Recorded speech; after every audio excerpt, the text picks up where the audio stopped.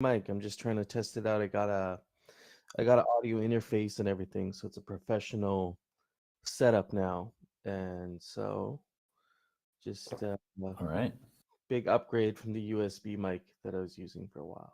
So No future looking good in the purple, sir. oh yeah, the purple names. That's for the Aavegotchi DAO Foundation, right? Yes. Yeah. I'm not too loud or anything. Do I sound more or less the same than I usually do? No Just future trying says you're too low. Sounds fine to me, but maybe I'm you could too be a low. little higher. He's the audio guy, so Yeah. I'll turn it up a little bit here. Test, That's a test. little. Yeah, it's a little high. What do you guys That's a think? little high. I don't want to be Better? clipping. Try and Okay. find the sweet spot there. Leave it there. Okay, cool. Excellent. Oh man, those badges look slick. The Dow Foundation director. Uh, Mm-hmm. they precede the ambassador ones, except That was the for consensus. Yeah. oh yeah, okay. I think you must have just switched it around or something because uh, my Callum was red just before. But yeah, okay, cool. Uh, Shout out to Hardcore. We put some work in last night. We got the Miro boards together in a way that I think will be good for our discussion here today. I noticed somebody's been moving around things on the Miro board. If you guys are using the Miro board, just make sure you are clicking over to the hand icon, and that will prevent you from moving things around. So just something to keep in mind there. I guess we could kick it off and kind of go through what we're going to be discussing today. A decent amount of things to discuss. GM, everybody. See Zombie Shepherd drop the link if you guys want to follow along and see the Miro board. I think that's a good way to be engaged. Uh, Anybody else that wants to, we got some things on this Miro board today that will benefit if you engage with it. There's like stickies for feedback and stuff. So I'm going to drop this right here. This is our we iterated on this based on everything we discussed last week. We went through and kind of listened to everybody during the call on No Futures recording there, and I read some of the chat comments there and was able to pull things out of that conversation and package them together onto this Miro board. So we'll talk about that today. We got a discussion for eyes because it seems like there's some interest picking up around eyes again. People want to talk about it, so I think it's a good time to discuss that. And then we also have some wearable discussion, some recent launches from the Forge. So I'll invite the Forge team here to touch on that if they would like to. Otherwise, we can just briefly go over that. We got retiring the Bazaar listing fee.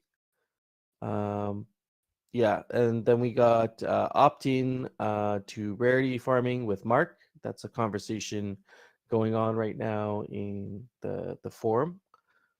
And then we got I think I already mentioned this, the eyes. There's a flash poll, maybe help us decide the direction we want to go with those. And then I'll link up with Hardcore after and we'll discuss the outcome. So that's what we got on our docket today. One more thing that I did forget to mention was the Infinity Keys. I'll go over Infinity Keys today. We have a chair in the chat who is from the Infinity Keys team, and uh, maybe we just go over kind of what it is, and if you guys have any questions regarding that. Yeah, ETH Denver. I was gonna get the prop up before the call. Unfortunately, I just had too much to do before then, so I'll get it up after. But if there are any questions regarding ETH Denver or that proposal, that discussion happening in the DAO forums, we can field those questions as well. Let's see here. GBM bots. We talked about this last. Yeah, I agree, Mike Hallam. We'll sync up after. I've done significant work on it on the proposal already. It's 90% there. I just need the team's feedback on that before I get it in. Awesome. So I think a couple things I'll follow up here on with Coder Dan and kind of see what we're going to do with these items, and then we'll get into the main discussion. Sure. So last week we discussed the GBM bots. Do we have some sort of a direction on this? Is there something in the works regarding like how we're going to deal with the botting issue on GBMs? Yeah, so GBM gave their official kind of response, which is very similar to what first Aavegotchi.eth had recommended. To their credit, they said they'd been modeling that for like it was kind of an option for advanced GBM, but they didn't really recommend that projects use it, but it was an option. So we're gonna try it. We're gonna update the contracts and allow the option. It will not be the default option, I think, initially, although we might change that. But it will be possible to basically opt in or opt out to having this kind of soft GBM period, and we'll just see what happens. Right? There's no currently correct answer because trying to swat bots all day in a decentralized protocol like what we want GBM to be is pretty impossible. So the only way to solve it is with economics. And if it just turns out that what our original thesis for GBM was that it's great for items that don't have a known floor price yet. But if people are using it as a way to just sell anything, especially items that already have a floor price, it's probably not the best mechanism. So I would probably say it's fun and it's going to be cool for items like new Forge items or big fake Aavegotchi pieces or potentially godlikes.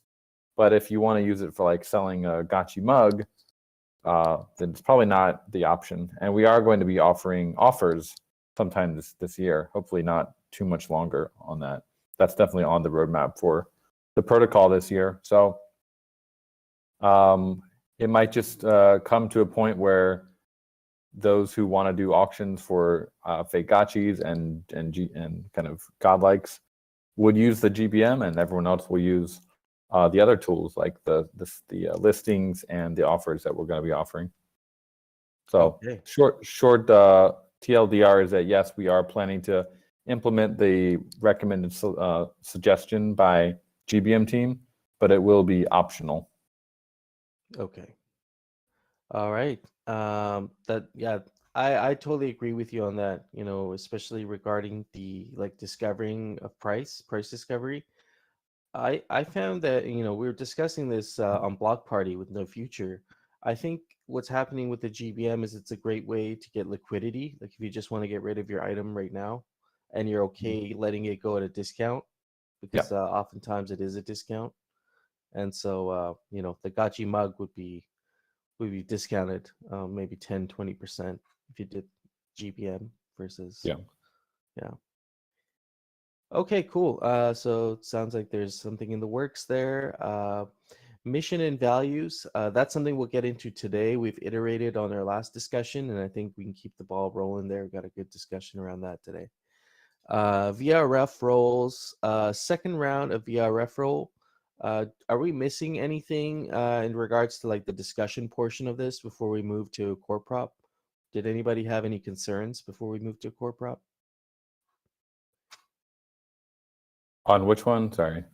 This was the second round of VRF roles that I think the SIG prop has already passed. Oh yeah, Dr. Wagner. yeah.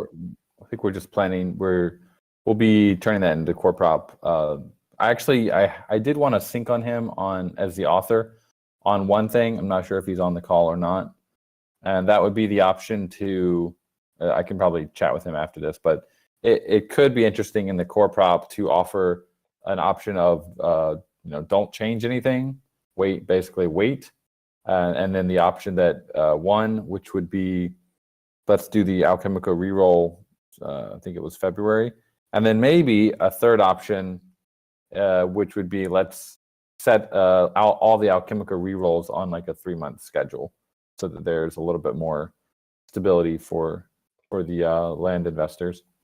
So that could split the vote, and if it split the vote, the differential would be higher, so it would make it harder for the winning option to win. But it is a potential option. Okay. All right, so I guess for that one, you'll just catch up with him, touch base, and then then you move on to what you guys need to do there. Core prop. Okay. And so do we have anybody researching, this is something I might start a thread on in the DAO forum here to just kick off a discussion, but is anybody interested in looking into DAI and the curve? Like, we kind of put it out there if anybody's interested in researching kind of, this whole idea of turning off the bonding curve, what that would imply. Is there anybody in the or I can even ask Coder Dan if there's something happening on your side with that. Okay, Dr. Wagme is actually chiming in here. He's working on establishing a curve committee to actually look into this. So okay, so that's something we'll follow up on. And on our side, we are planning to have some movement on that fairly soon. I think, Dr. Wagme, we're going to have a call at some point about your thoughts on the curve committee, and we can share notes. And exactly, we're not quite sure what you want to do with that, so we should probably sync on that. But we think, from our side, we think it's a pretty good time to start getting serious about like making a decision, because on the MakerDAO side, it's really not looking very like there's a lot of FUD on their side. Just recently, there was this vote where they were trying to remove GUSD as a vault from their, because all this potentially bad collateral, if GUSD went to zero, would be a hole in their balance sheet, as we talked about before. And it was, even the founder, Rune, he was basically trying to get the vote to pass, but right at the very last minute, some whale came in and voted to reject it, and it ended up failing. So definitely not a good sign when stuff like that is happening. Yeah. You just don't like to see that kind of stuff. Yeah, Chris Black mentioned it. Chris Black, he's a character for sure, but it seems like that is what happened on chain. The on-chain data doesn't lie. Wow. Okay, that vote looks incredibly close. I'm just looking at it. If I'm interpreting it correctly, it looks like the outcome differential was like by a percent, less than a percent. That's crazy. Yeah. Wow. I don't think we've ever had a vote that close, but wow, that's. I don't know if they have a differential or not, but if this were in our DAO, it would fail just because it would fail to pass the differential. Mm-hmm. Yeah, definitely not a Winklevoss trend. There was someone, I think it was Chris Black or someone else mentioned who they might think it was. But yeah, it's just we don't like to see that kind of stuff. It doesn't look good for the protocol that they can't deal with like $500 million of potentially bad collateral in their balance sheet. Mm-hmm. Yeah, that's concerning. But I'm glad that we're starting this conversation now, and that there's actually something happening in the works there where we'll get a chance to dive deeper on this on our side. All right. Okay, so that takes care of kind of the open-ended stuff. Let's get into kind of our proposals here. So we currently have two of them up here. One of them has passed. That's the launching of round 2 of VRF parcel rolls by Dr. Wagme, and that one passed with 69%. Perfect, in favor of. And that meant quorum with 13 million over 9 million. And we're just waiting on the core prop for that. So I guess there's just a discussion, and that'll happen with Dr. Wagme, and then, core prop. The 2023 DTF budget request, that was put in by me, and that one says 97% in favor of, and 3.5 out of 9 million quorum. But I believe the vault also has not submitted their vote on this. I was looking at the VLT vote. So that's that's our recent proposals. There's only just that one out there.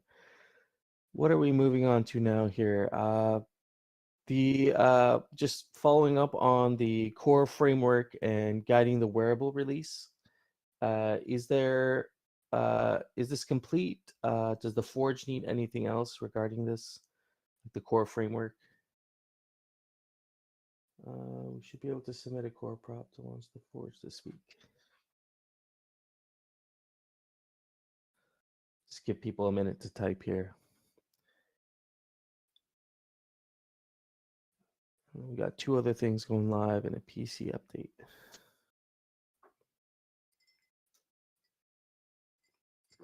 Okay. Wagme says core framework is done. Need to launch need to launch to testnet this week. All right. Here we go. The funding of the Alchemica spending competition. We touched on this yesterday. It sounds like it's going well. Kicked off on the 16th. So we're kind of wrapping up our first week here. Yeah, what are people's experiences? It sounded like it's been going pretty good in terms of how much Alchemica is being spent in the competition. So that's really good to see. Just curious if anybody has anything to say about that. Maybe their experiences if they're in the leaderboard. Anybody in here in the top 50? Is anybody in the top 50 in the audience here? Just curious. I wish the leaderboard would show the ENS name of the address. Could be kind of helpful. Yeah, or if there's some way to tag, like if you could tag your name to your address, so we could see, like you could opt in to have your name on the board. Really? Okay. Yeah. Sorry. No. Yeah. I'm just trying to get the sweet spot here for this mic because it's one of those XLR mics, so it has an interface. You got to like mess around with these different knobs. Not used to it. Yeah. Yeah. Sounds good. All right. Okay. So that's funding the Alchemica spending I can't with some of these comments sometimes. Funding the Alchemica spending competition, that seems to be going well. Let's move on to update the template to require the use of weighted voting. That is now live. I should have used weighted voting for my proposal. That's something we need to just I guess reinforce and make sure that we're all doing that. I get 51 revote election for DAO Foundation directors. We've already talked about this. I guess Pixelcraft just needs to update the 9 directors officially now. And has there been a official like Medium article or a blog article that's going to be coming out for the directors, just saying these are the 9, or is there going to be anything like that? We could do one, yeah. Could be interesting. It's not currently in the works, but if that's something that we'd like to do, yeah. We could also add it to the wiki for if Bowtie Nerd is around. Get that added to the wiki as well. Yeah, that would be nice. Where are we at with the whole DAO Foundation process? Are we kind of a few weeks out from like getting the funds over to their multi-sig, or I guess they'll have to have their inaugural meeting first still yet, right?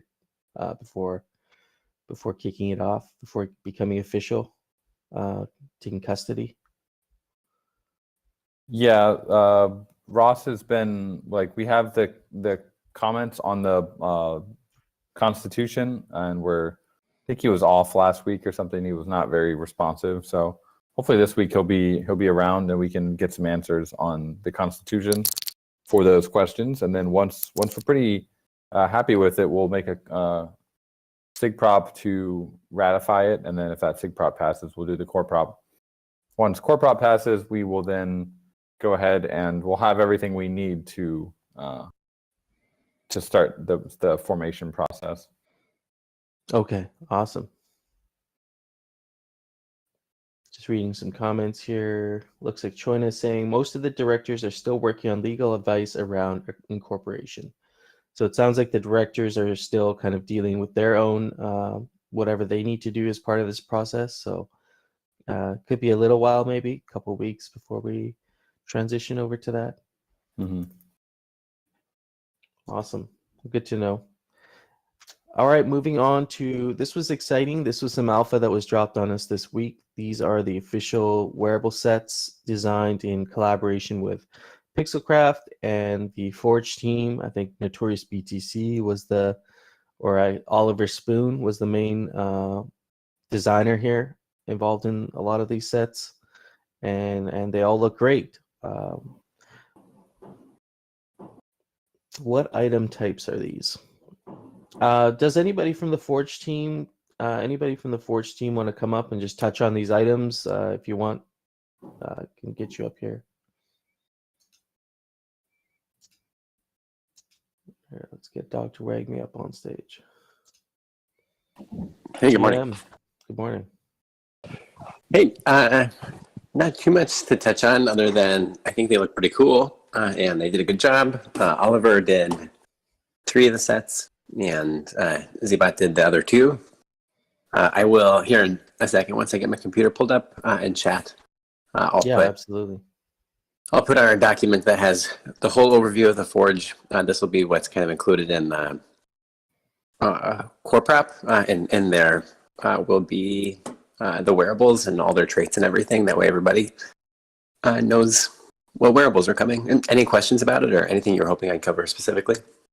No, we had a panel up here. I thought, if you did have anything to say about it, but nothing specific, no. If anybody in the chat here has questions, please drop them. But I'm just really excited about these sets. All of them look so great. Like, you guys killed it, honestly. I appreciate the feedback. They did a good job for sure. We've been getting a little bit of feedback that it was hard to keep up on everything with the Forge. So if you guys have feedback on how we could do better, like what we could have done better from a transparency standpoint or keeping the community updated, please let us know. We appreciate the feedback. Yeah, absolutely.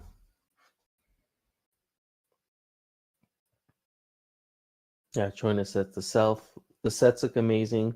Oh, Zerk, any alpha on geodes? I actually kind of had that question too. Yeah, it was fun to sneak that in there. Basically, the alpha on geodes is that when you smelt, you'll get a geode every time you smelt, and the geodes give you a VRF chance at a prize, and the prizes will be the legendary schematics, the 200 legendaries. So all of that, there will not be any legendary schematics in the raffle. They'll be distributed via the geodes and with a VRF roll. And kind of the goal for this was to encourage engagement with forging and the protocol.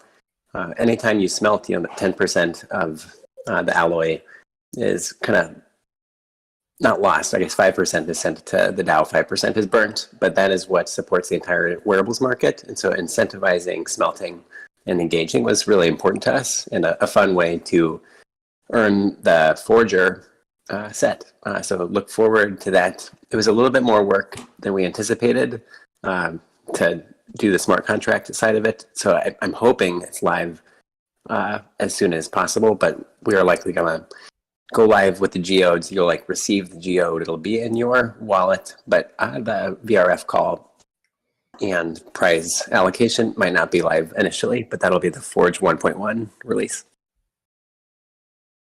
That's so awesome. That's a set like a lot of people have their eye on. So yeah, it makes sense. That Geopet. So if you want that Geopet, you want to get the schematic for that. You're gonna have to get lucky with some of your geodes. For sure. And I can, here in a second, I'll put in the odds of winning for each geode level. There'll be 6 different levels of geodes from a common. If you smelt a common, you get a common geode. If you smelt a godlike, you get a godlike geode. And that gives you different odds of winning the potential prize. And for this prize pool, it'll be just legendaries. But you can imagine in the future, we can put lots of different prizes available in the pool. This could be a really fun way to distribute schematics in the future or other things that we want to get in the hands of the community.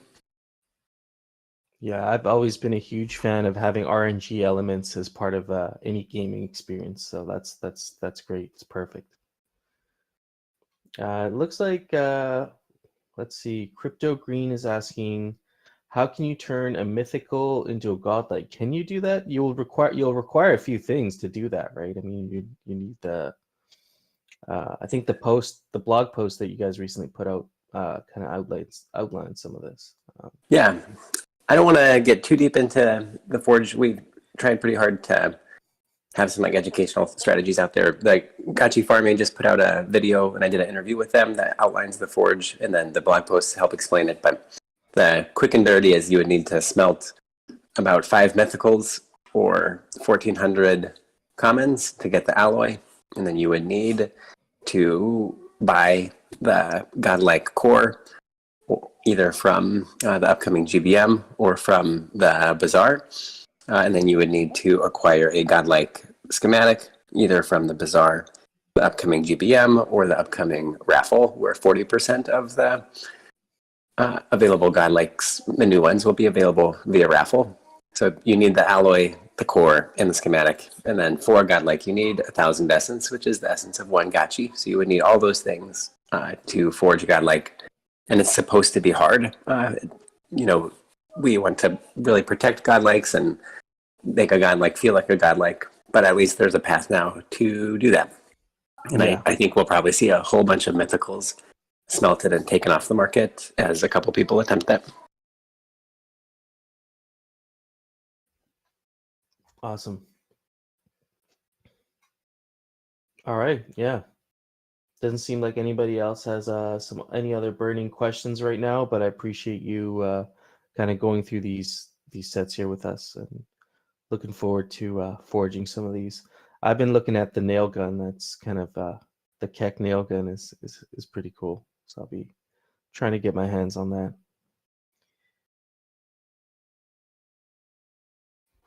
All right. So let's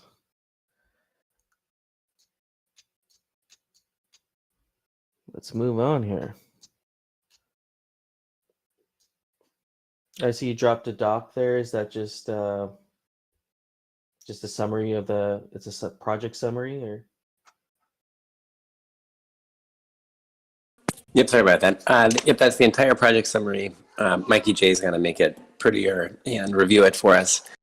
And then here, the second one is the odds of winning a legendary schematic by geode rarity. So you can kind of ignore the other rows for now, but the one that matters is legendary because that's the prize rarity. So if you are estimating you're going to smelt one of your rare items, that would give you a rare geode and about a 10% shot at winning one of the schematics. Wow, awesome. Yeah, very big brain. That's cool. Yeah, props to Diddly Poo from the Gotchi Vault for his really hard work. Yeah, and as it pertains to the DAO, this was more work than we initially took on and more work than he agreed to do. So obviously we're hoping to have ongoing iterations of the Forge. I think there's really cool opportunities, whether we want to do like backgrounds or we want another round of schematics. We want to engage the community in creating schematics, do charms, or really develop our geodes. Like these are all things that are going to take a lot of effort and time. And so I want to definitely protect the people working on it and ensure funding for him. So look for kind of a post from the Forge team on where we go next, getting feedback from the community on what we should prioritize, what would be most fun, and what people think would provide the most value. And probably another round of funding requests. But stay tuned, and we'll have more on that for next week's meeting. Yeah, sounds good. Excellent. All right. Next topic here is the bazaar listing fee. So retiring the bazaar listing fee.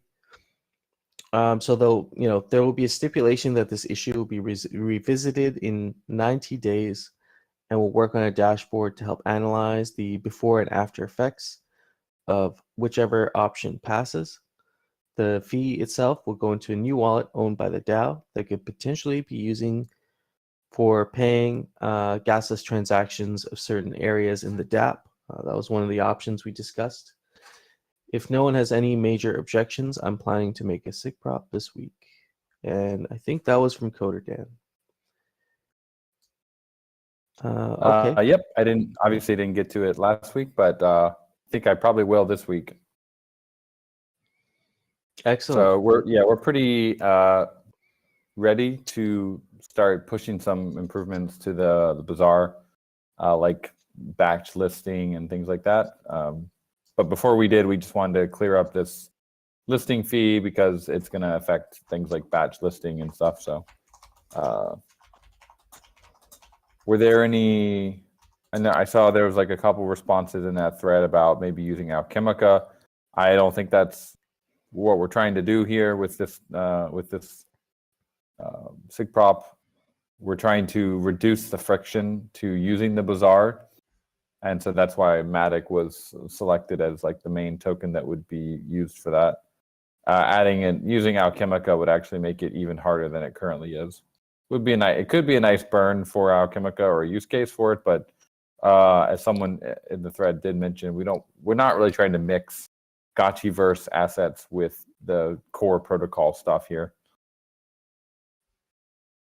Yeah, it seemed like I believe we did like an informal vote, and it seemed like the Matic paying, like collecting the fee in Matic would be beneficial. Like I think that people voted for that one. Yeah, I'm just reading the comments here. Please leave. Yeah, just to Hardcore's point there, anybody who wants to just throw some pros and cons down for these three options. We got three options basically we discussed during the last meeting. We can convert the 0.1 Ghost into a 0.1 Matic, keep those fees for example, like gasless transactions for certain areas of the DApp. Or, a combination of option one and a fee is only charged for delisting and not the initial listing. And so that would allow people who are maybe not frequent traders to still be able to list their item up, but then delisting would be charged. And so if you're trading frequently, there would be some sort of a fee for listing and delisting. And then third option is to remove the fee completely. So I believe the Matic option was the most popular option last time, but of course, I always have to remember that these meetings are not, they don't represent the whole DAO. So, I think we have 42 people in here. Some of the, for example, if we look at option one, I think there were some arguments that having a fee, like a 0.1 Matic fee, makes it harder to list cheaper items because you're losing more of the potential profit you'd be making. So like a ticket or like a very cheap fake Gotchi. I don't think we've seen any fake Gotchis under $1 yet, but maybe we will in the future. Who knows? So it kind of disincentivizes listing those assets. Although with tickets, I mean, we do have a minimum that I think you have to have one ghost worth of items or something. So you're going to be listing tickets in batch anyway. Yeah. So that's one of the cons, I guess. The option one, we're not really changing anything except for which token is being used, and we're making it easier because anyone on Polygon is going to have a little bit of Matic. So that's what I like about it. We're not burning any more ghosts like we were before, but we only burned 60,000 ghosts over the last 3 years of the bazaar. So it's or 2 years, I guess. So it's really not a huge burn, but that if the ghost, instead of burning ghosts, we use that Matic for a potential gasless transaction option, it could be help us get on the way to a sustainable gasless transactions bank that we could use for other parts of the app, which would be kind of cool. Yeah, I know. There's it's like Lens Protocol is struggling with this right now because they were doing the gasless transactions and it was Are fine for they? a while, but now they got all this volume and it's like, holy, we're just burning through our Matic budget, you know? It's Are there like people talking about that? I'm curious how it's going on the Aave side because I imagine they're burning at least like 6 figures in Matic every month, right? yeah, I don't know the exact number. Someone in here might know. If you guys know how much, I thought it was in the tens of thousands last time I looked, but yeah, I have Yeah, seen a few things on Twitter on Lens, you know, people discussing that. yeah. So exactly what we would use those Matic for, it would be a question. Typically, you want things like actions that are going to add value to your ecosystem. So, for example, like purchasing an item from the bazaar, maybe not listing, but purchasing would be a great area for a gasless transaction because the DAO is actually earning money when someone purchases something off the marketplace, and it might be their first time coming on to our protocol. They might not like. Well, I guess they'll have Matic, and they probably would. They might not have Ghost, but it's nice to have that option for things that you can help make people's lives a little bit easier by doing a gasless transaction for them. So worth considering. We Yeah, have, I believe, we have 50,000 Matic from the Polygon ecosystem grant. They that was the liquidity mining, and they stopped that project a while back. We've actually never touched the Matic that they transferred to us. I don't recall it being a huge amount, but I think it was around 50K or so. hmm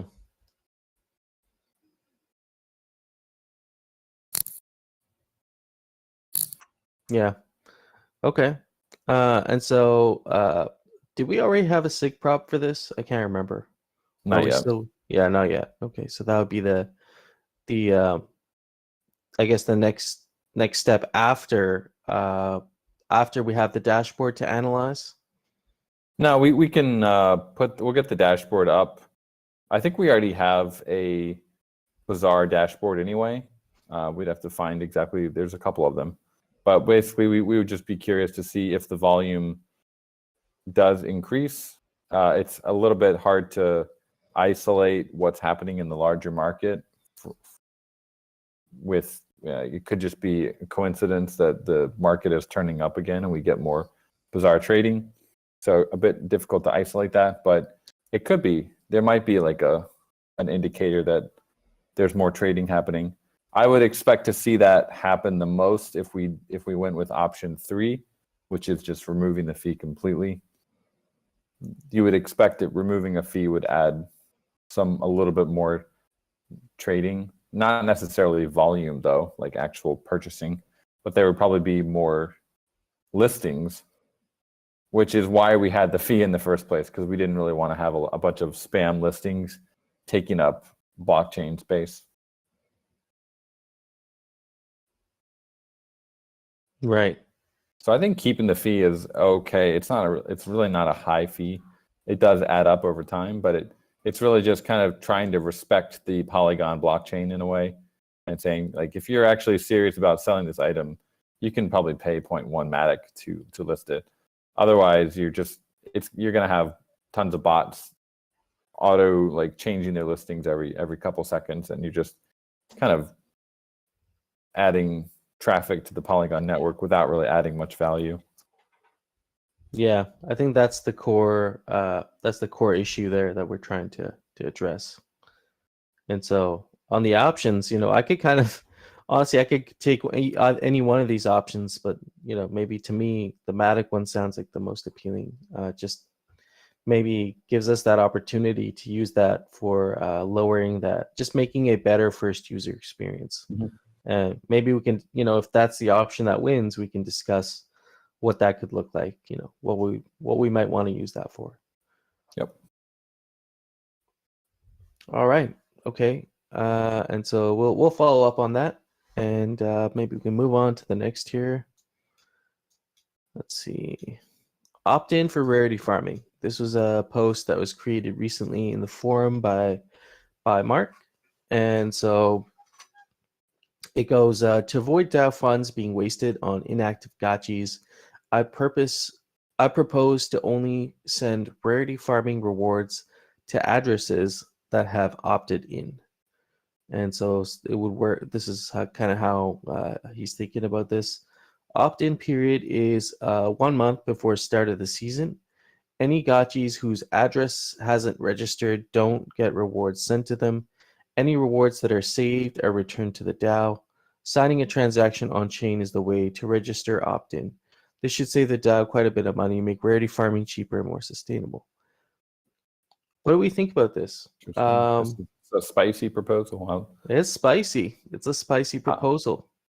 One thing that I did not know just before reading this was that I thought it would be that the overall prize pool would stay the same, but it would be redistributed to all the active addresses. But That's sounds how like I thought too. Yeah, it sounds like if you don't register, your rewards are just not going to get sent to you, which is actually going to help save the DAO some funds. Yeah, I always thought of rarity farming as like a festival because that was the time, historically when we did rarity farming is when we would do like XP events, or we would do, the actual rarity farming celebrations themselves. We'd have the meetups, right? Every 2 weeks. We'd kind of celebrate the leaderboard a bit and see where everyone's at. And so if it is kind of like a festival, like you're going to have to sign in at the gate, right? You just don't walk in. You have to sign up for the thing. And so it kind of makes sense to me in a way, like, it's just very passive otherwise. And if rarity farming, the point of it is to kind of engage with your assets, then maybe it does make sense to at least, I think you could at least sign a transaction, even if you're not going to pull the ghost out, and just say, hey, I'm here, my Aavegotchis are here. I'm still like, I'm alive, basically. I don't know, but just to have a indicator out there that you're interested in participating in this, I don't think is a bad idea. Kind of let's see what people are saying here. What do you guys think about this idea of opting in for rarity farming?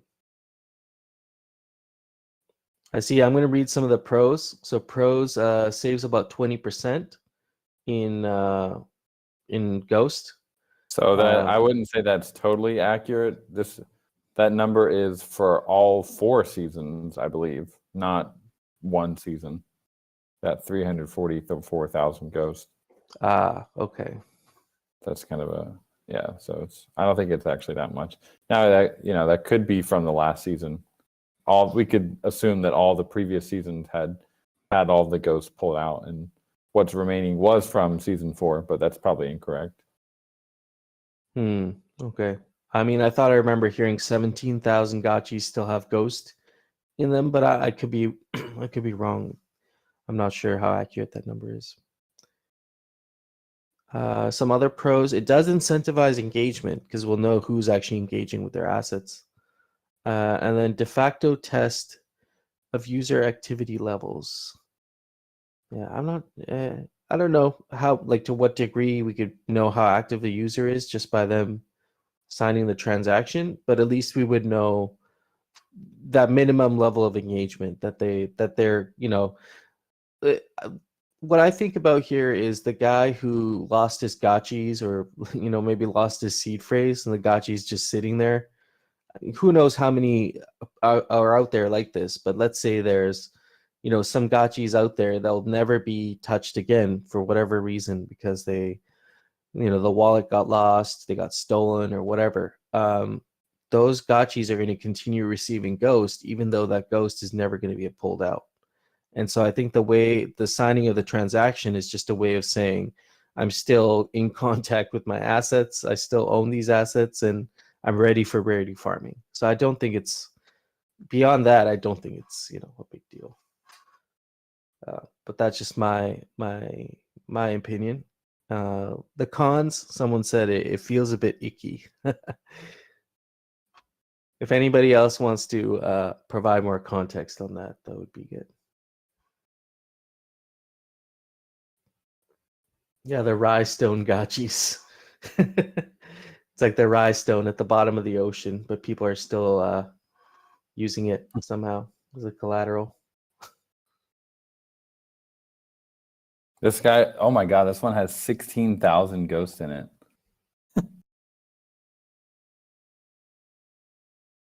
That's Just insane. 16 grand just sitting in your pocket. This one that Phantasma's showing. Holy Yeah. shit. This guy's 26,000.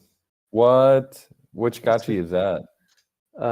Immaterial. Mark just dropped that in there. Do you have a link? He dropped the picture in the chat there. The DAO meetings chat. Yeah, I just wanted to look at the one to snoop. Oh yeah. 6887. Oh my Who is gosh. that?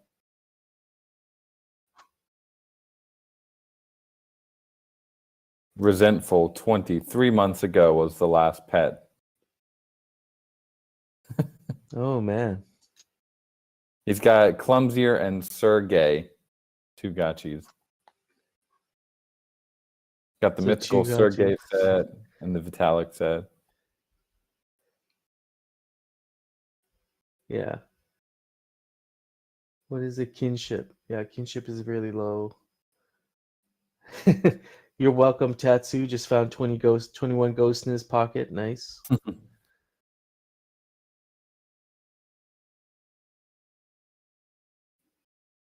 Yeah. I don't know. What do we think about that? Do we want people signing in for rarity farming? Yes. Get one yes, another yes. Yeah, it's like you're signing a form when you sign up for an event. Everybody does that. You just sign it. You're like, I'm in. Either you're in or you're not. But I guess what is your take on, what should be done with someone who doesn't sign in? Do you think it's a good idea just return it back to the DAO? Or I kind of like your idea of maybe there's a certain percentage that goes back into the everybody else's pool. Maybe like 80% gets returned to the DAO, maybe 20% gets thrown back into the pool, and that goes to everybody else. I don't know. Maybe there's a way to do some combined approach. Just keep it in the pool, saying. Yeah, I think Mark- it's better to. Go ahead. I prefer the keeping rarity farming sustainable by just giving out less ghosts. Mm-hmm. And then it could So- go to future rarity farming seasons. Some people are saying.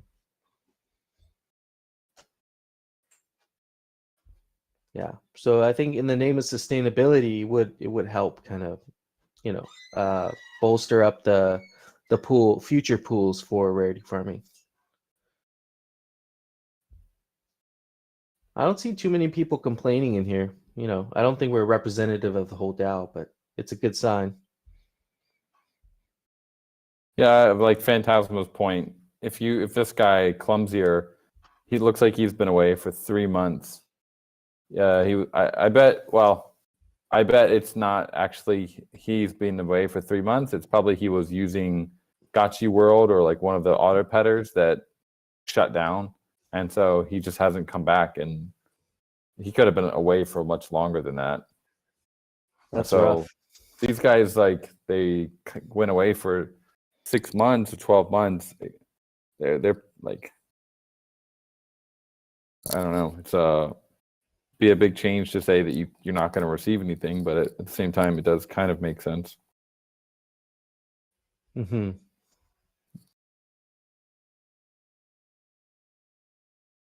But we could, Yeah. someone could check on chain for these gotchis that aren't being pet anymore. You could check which pet service they were using, when did they sign up. Yeah. Just to check, like, how long have they been kind of AFK. Yeah. Lagan is saying 0 kinship gotchis, they just die. They just get sacrificed every rarity farming season. Clean house. And then maybe all the essence gets pooled and then it just gets redistributed to everybody. That would change the meta big time. That would change the meta quite a bit. All the godlikes are suddenly just gone. Oh my god. Yeah, I don't know about that. Yeah, but I know how it feels to have your gachi on a petting bot and I don't look at it for a couple weeks and I go back and it's rough. It's like you just Been lost all these liquidated. kinship. Yeah.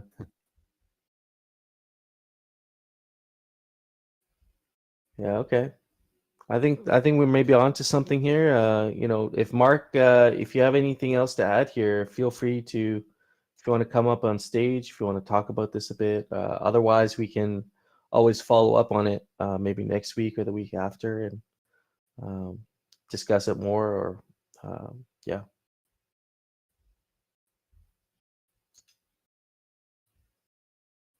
What about this season? That's a good question. Do you think, in your guys' opinion, it's a little too late to implement for this season, which I think we want to kick this off pretty soon? Or do you think this is something we're maybe waiting for the next? How do y'all feel about this? I don't think we could do this for this season. Yeah, it seems a little close. Yeah, I mean, Aavegotchi is a game, right? At the end of the day, it's a game. If you don't play the game, you walk away for 6 months. It's like, well, the game is still being played. It's just you're not active in it. So we should, if we're changing the rules of the game, we do need to make sure there's plenty of lead time on that for people. Well, also, it's like, how do you lose rarity farming? Is there a way we've thought of losing rarity farming? If this is a game, there should be a way to lose, right? Right. And so, maybe the loss is just a really low bar. If you don't even sign up, then you kind of lost that round of rarity farming. So, yeah. Do you think for check-ins, do you think we would just want like one check-in at the start of the rarity farming season, or do you think it would be good to have like a check-in for each round? Every 2 weeks you're checking in.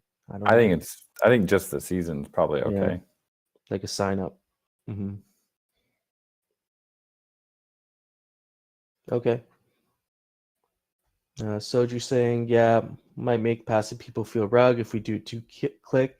Need plenty of PSA time. So, kind of like the same idea with turning off friends. We gave them enough time for people to know about it. It's like a couple months. So, yeah. All right. Let's move on to the next one here. This is Infinity Keys. Infinity Keys, they are actually Gotchi Gang. That's Chair and some of his team. They're putting together a proposal to the DAO to create a Aavegotchi kind of questing game, sort of like a treasure hunt, and be co-sponsored by the guild, MSG Guild. And so I'll just read through this. For this proposal, we would like to create a series of challenges for Aavegotchi to help onboard newer players and non-owners by both giving them exposure to basic elements of the Gotchiverse without having them to own a Gotchi themselves, and incentivizing with fun activities and treasure. And so basically, the Gotchi Gang would have to complete a basic passcode challenge on the Infinity Keys site and claim access or claim an access key, which is an NFT. And to get this passcode, the player has to explore the Gotchiverse and find passcode on a plot. Similar to, I think John Gotchi did this a while ago with his treasure hunt, and you had to go find a code on some of his parcels to actually get the key to unlock a prize. And so once the players completed all 4 of these steps and claimed a key, which is an NFT, for each, they can claim the overarching achievement trophy, achievement NFT, which Infinity Keys will use to conduct drawings for treasure, and which the user can display as a badge of honor. And so the idea behind this type of challenge is to create mini games that are not too hard, but still make the player feel like they've accomplished something. This kind of reminds me of like the Aavegotchi missions, but with a different angle on it. When people first joined Aavegotchi, there were like these missions that you had to do that would help you kind of get onboarded into Aavegotchi.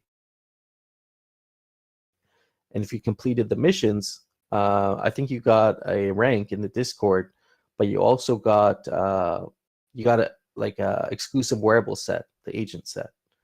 And so this is kind of a different angle, slightly different angle, but still kind of aiming to get that achievement. Aiming to get that engagement from new users, and possibly help with some onboarding as well. And so just for the timeline here, I guess one more thing to mention with Infinity Keys is that they are not just focused on Aavegotchi, but they are actually established across a whole range of different NFT communities. I believe they've done challenges on Lens before. They've worked with the Lens team, and so there could be an opportunity there for maybe some cross-pollination to happen between other communities coming over to Aavegotchi and doing our Infinity Key challenges. And so they're saying we're building several other challenges with other game communities between January and February 2023. The proposal would go live in that time frame. We would run the campaign as a promotion for 2 to 3 weeks to give people the opportunity to win treasure prizes. However, the challenge itself can stay up for longer. And so the theme of the game. So part of the game design that Infinity Keys provides is a themed story for the player to engage with. And the Infinity Keys lore is that we are the keys to many places across the metaverse. So a very light Gotchi themed story would be implemented for this challenge. We will work with MSG artist T-Bird to create NFT art for the keys and trophy that match Aavegotchi look and feel. Just going to quickly look over here at the comments.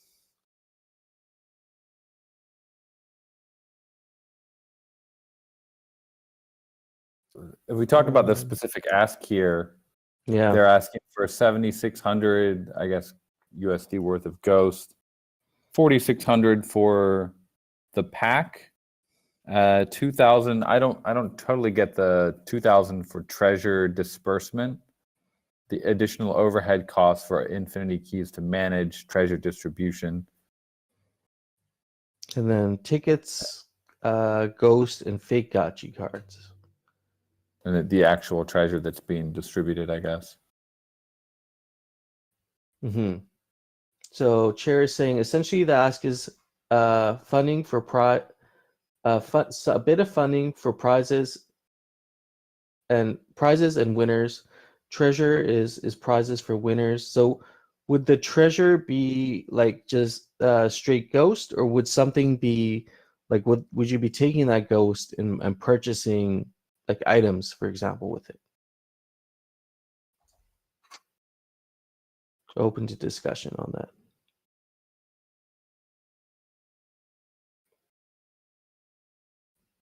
Or wearables. And then there was an aspect of this that would allow a player to rent from a stable of gotchis. Is that covered down here?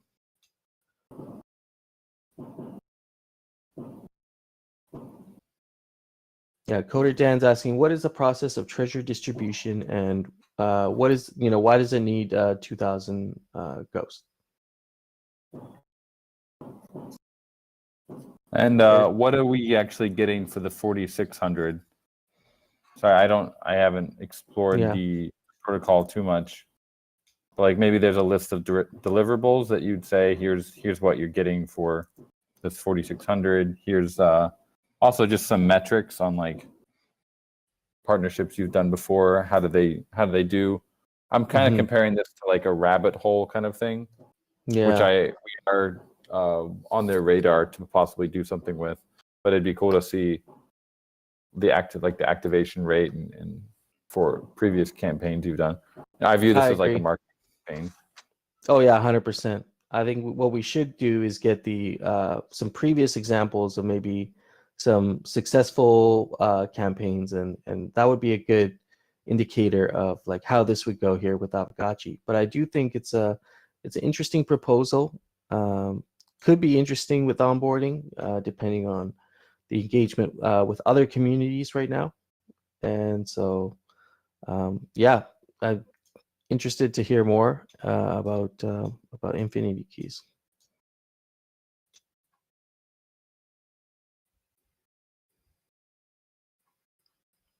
And here, if for those of you who are interested in infinity keys, there's the kind of workflow of how it would work to engage with one of these challenges.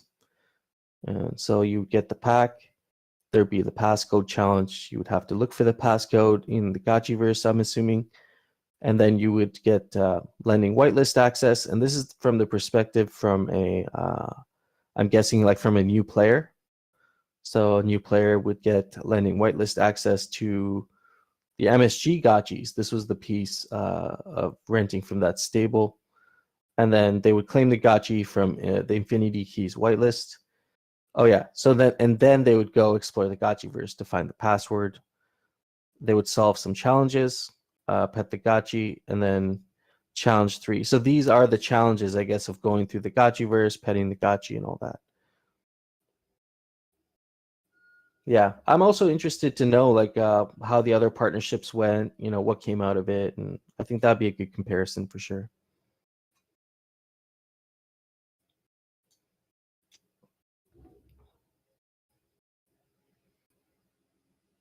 Chair, do you have links to Infinity Keys you could drop here for anybody who's interested in kind of?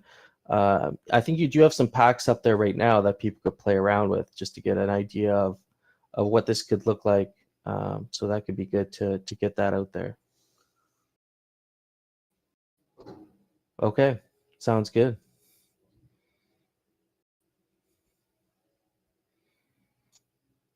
So that's Infinity Keys there, and he's dropped some packs there for people to check out to get a better idea of what this could look like.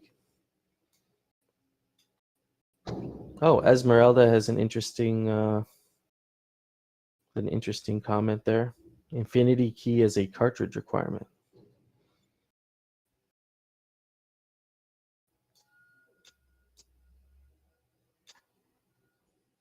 All right. Yeah, feel free to reach out to Chair there for any questions you might have regarding Infinity Keys. They're also part of the MSG gang, MSG guild. So if you have any questions, just hit those guys up there. Awesome. Let's move on to eyes, because there's been a lot of discussion around eyes, and I've kind of got excited about what the eyes could do. This is going to be this is something we've discussed for a very long time.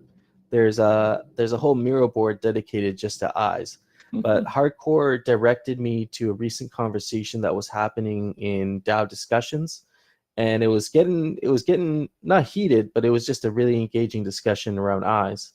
And so I thought maybe it's a good time to pick that up again and see if we can maybe get a little bit more consensus on what we think about the eyes should do in the game. Should we create an actual like DAO forum post based on yesterday's conversation about retooling the Discord server? I'm trying to warm myself to the idea of putting everything in forums. So if the eyes are going to be an ongoing topic, they should probably have their own like DAO forum thread. Yeah, absolutely. Let's kick that off. Let's do a DAO forum thread. Hardcore, if you don't mind just noting that down as like as an item that we can do, actionable item. We can kick off a forum discussion around the eyes and bring it over into our own server here. Hardcore's also kicked off a vote. Eye stats affect VRF, yes or no? Jump in here on our Miro board. Jump in. Anybody's allowed to jump in. I think you just have to connect your Google account, and it'll give you access. And you can go through a vote here. Kind of curious to know, should eye stats affect VRF? Yes or no? This was a major part of the discussion that happened yesterday.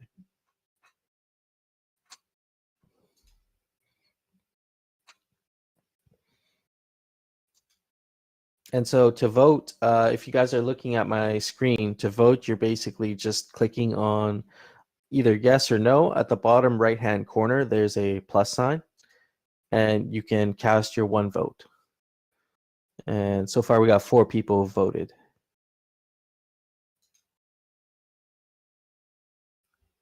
Okay. Not sure. Does it share the verdict with you? What do we think about eye stats affecting VRF? And which specific eye traits are we thinking? Are we thinking eye color, eye shape, or both?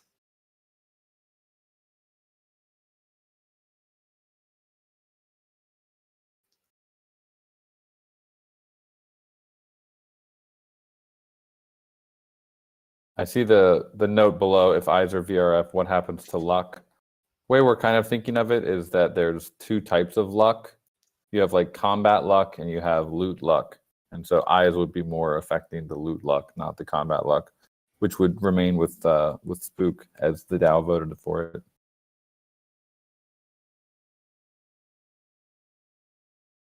Yeah, I feel like the eyes should do something, because this was the other part of our conversation we had earlier was, should the eyes do anything at all? Are the eyes like a I can't remember how you described it, like a Bevlin good? It's like just the fact that you have the double mythicals is the flex, like that's the value.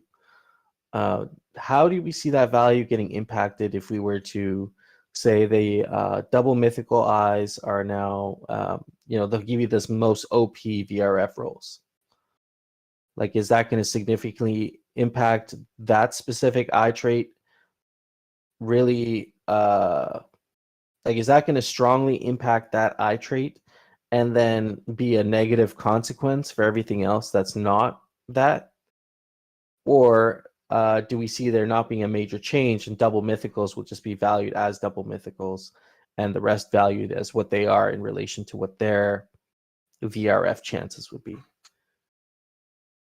I think any game, this is kind of a protocol decision in some way because it's going to set the precedent. But in my opinion, games should try to give the eyes a value that's not going to be very easy for the market to like value. It should be something that's ongoing and never really it's not like a marginal thing that you could say, okay, you're getting 10% more damage, because the eyes they are such a different market than the normal traits that I feel like they should be treated separately in the various games. Now, obviously the Gotchiverse is currently the biggest game, so what we do will set a precedent for how other games will treat it.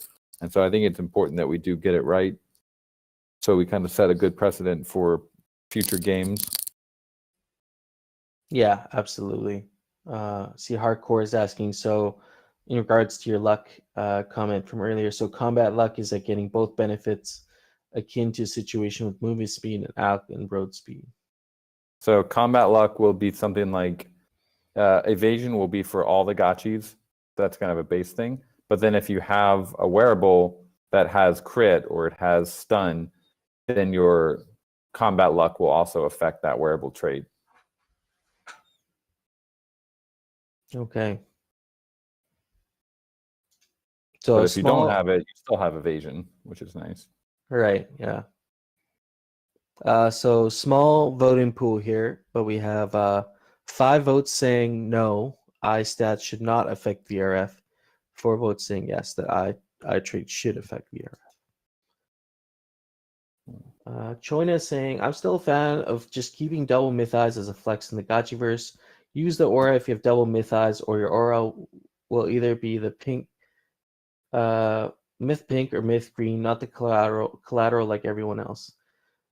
Yeah, I think my one opinion, strong opinion on eyes is, if we are going to use eyes just as a visual aesthetic in the Gotchiverse, we need to be thinking about how we can make that stand out a little bit more. Because currently, with the way you play the game in the Gotchiverse, it's actually really difficult to tell if someone has double myth eyes or not. And so really, that's not really a benefit, in my opinion. That, if we are going to value the aesthetic appearance of an Aavegotchi, you should know that you're kind of looking at a double mythical eye Aavegotchi, even when you're kind of zoomed out, like how we play the game. So, if that's the way the DAO decides to go, that double mythical eyes, or, even the rare eye colors and shapes don't have any additional utility, we should be thinking about what are the ways we can make the visual appearance stand out a little bit more. Like Choina is saying, maybe it's an aura, maybe like, you know, the trail that you get when you press shift, maybe if it's a maybe the eye color is correlated to that trail. So like when you're running around, you'll see a double mythical eyes running around. And I just keep using double mythical eyes because I'm using the rarest as an example, but it's a gradient, right, from least rare to most. But you know, if you had the most rare Aavegotchi in the game, and there aren't that many of them, I think there's less than 250 double mythical eye Aavegotchis in the whole game. You'd want that to stand out a little bit. I think that's a flex, and it should look like a flex. But right now it doesn't, and so I guess what people are trying to figure out is where's that flex? Like, what is it going to look like, or what is it going to feel like? Yeah, that's just my opinion.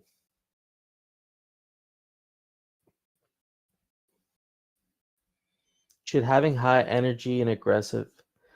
Yeah, I mean it is. I would argue that is a flex though, if you have high energy and aggressiveness, because that will become obvious in the arena, right? And I'm sure at some point, you guys at Pixelcraft will probably introduce some way where you can actually look at a Gotchi's traits by like clicking on it, right? There should be, yeah. So I would argue that the current traits, when they're arranged in specific ways, are a flex.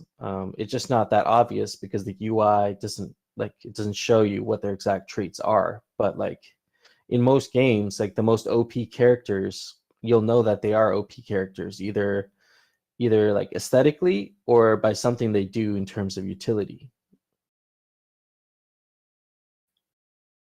I'm just gonna read some of the comments here.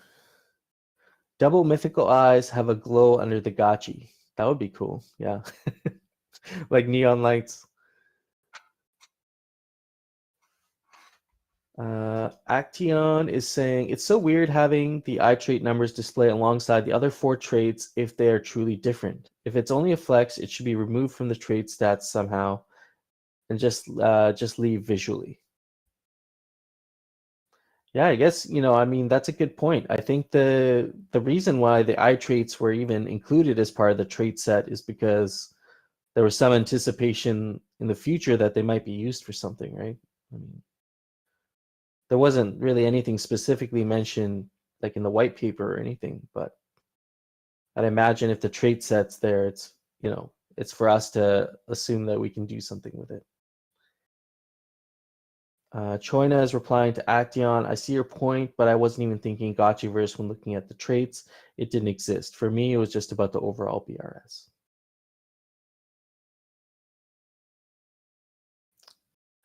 Phantasma, notice how you mentioned double mid specifically. I don't think it's crucial one way or the other to give double mid something special.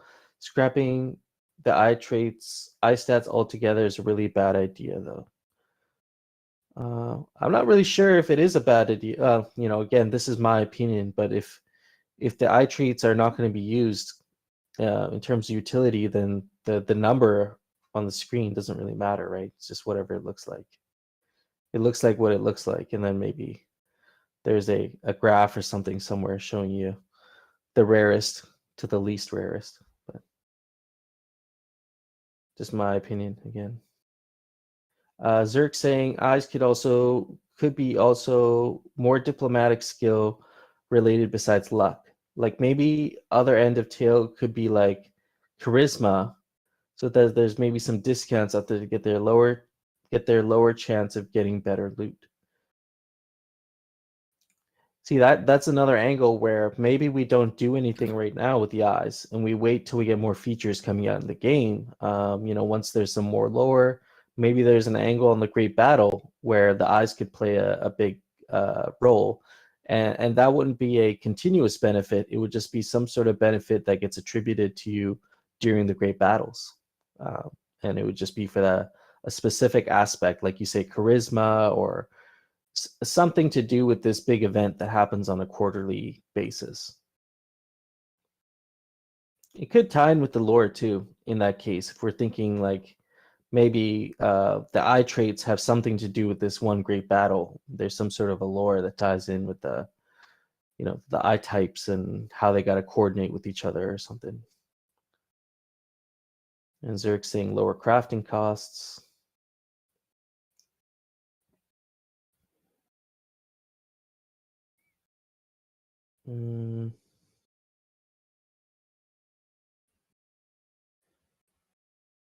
True, Gotchi Glow.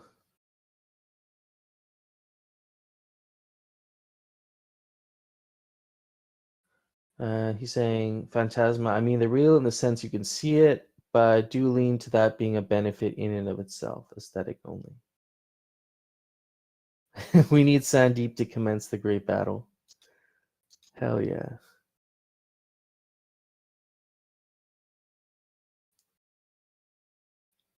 No one said there'd be anything special about double myths. Just speculation. Eye traits should definitely do something though. I mean, let's remove double myths out of this equation completely then. I mean, because there aren't that many of them, right? We can all agree that there's 250 double mythical eyes. That doesn't represent a large portion of the, you know, of the Aavegotchi pool. So if we remove double myth eyes from the equation, what should, you know, aside from the most OP version, what should the eyes be doing? Should they just be aesthetic? Because I mean, to me, like everybody's just focused on the double mythical, but if you look at like rare eyes and common, a lot of people don't care like between rare eyes and common. Even the market doesn't value them any higher. Like you'll see rare eyes on the floor, you'll see like uncommon eyes on the floor right beside commons. So the market doesn't seem to value anything below double mythical differently. Being double mythical eyes is, yeah, I agree, Umami. It's a kind of like a statistical proof in a way.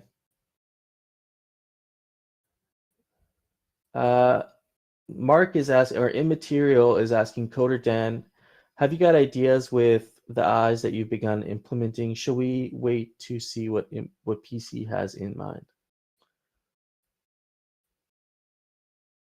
Do you guys have anything in mind for eyes in terms of the Gotchiverse? Like I know the earlier Gotchiverse Bible did mention specific eye types and, you know, eye shapes having specific advantages, but are you guys still thinking along those lines, or are you kind of just leaving it up to the DAO at this point to kind of decide what we're gonna do with our eye traits?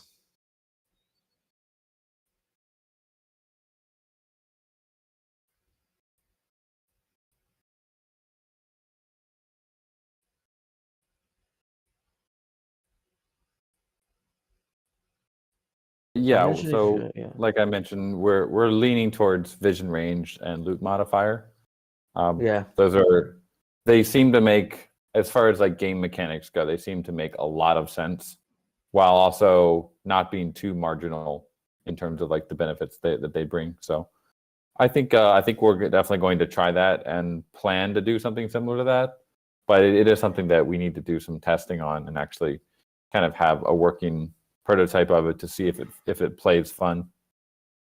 So yeah, I don't think we should spend too much time on this topic. There's other it's stuff. getting brainstormy for sure. I kind of somewhat agree with Dr. Wagme there. It's maybe we can have a Saturday discussion around it and kind of get more ideas out there. Or yeah, exactly. No Future. Great plug there, by the way, man. Join us on Block Party Friday night. We're going to be hanging out and we talk about this stuff. So if you have strong opinions on eyes, definitely come hang out with us and the GMI crew. We chop it up on Friday nights. So that's probably a good place for that, actually. So we'll leave it at that. We'll leave eye traits at that for now. Okay, I mean, I didn't even realize it's 7:18. So we like what are things looking like for you right now? Do you got to run? Get a couple minutes? I got a little. Yeah, I'm pretty much done here. Yeah, I gotta head out pretty soon here. Okay, no problem there. I think we covered pretty much the main discussions of what we had here today. We can touch on the mission and vision stuff next week. We have a board together for that, so that'll be a good conversation. Yeah, a happy Lunar New Year to you. Thanks. Yeah. year of the rabbit, but like I like to say, it's actually year of the gotchi. 2023, baby. Hell yeah. It's our year. What year is it in the Chinese New Year? What year did you The guys rabbit. do? Oh, but isn't there like a specific number? No? I guess it's just year of the rabbit. Yeah. Number. Like 7,000? Chair is saying the year 7,000. Oh, I don't know. I have no Well, yeah, idea. that's how these things work, right? Usually there's like a Honestly, they different don't calendar. even. They do have like their lunar calendar, yeah. But I've never seen it. I've never heard anyone actually reference it in like oral conversation here in China. Nobody's like, what? oh, hey, it's year 7,010. No, Oh, no? Okay. All right. it's on. Maybe They that's do have just like me. this like mega calendar with all the lunar dates and like what you should do and shouldn't do on those dates. I think that one has the lunar year on it. But yeah, I've never heard anyone be like, "Oh, it's what are you talking about? It's not 2023. It's 8,215." Yeah. All right. So we got Hardcore's dropping some PDFs there. Zombie Shepherd, if you can drop the RSS feed, and No Future's got Gotchi News Network up and running now, and definitely go check that out for your clips, daily clips during the week. And I'm gonna plug my Substack. Anybody who is not subscribed to Substack, you guys are missing out. I do a weekly DAO update, a weekly DAO bulletin, where I keep you updated on everything in the DAO. So please subscribe. I'll drop something in your inbox once a week. It's not too spammy. It's a quick 3-minute read, and you'll get the gist of everything that happened that week for the DAO. Get caught up. Oh yeah, Chair's coming in with the dates here. So it looks like you're looking at the year 4,720 Coder Dan. 4,720. Okay, cool. Choina, there's going to be no Eat Denver discussion really. We're just going to catch up with the GMI fam there. Going to talk about it with that crew and get the prop up. Yeah, absolutely. Oh, Phantasma, is there any alpha on December arena test badges? Not yet, but they are. I actually have not seen the final badge that we created for that. And then, yeah, we are planning to get those out after the rarity farming badges for season 4, which should be going out this week. Lots of badges coming out soon. All right, sounds Cool. good. Thanks, everyone. Have a great Sunday, and we'll chat soon.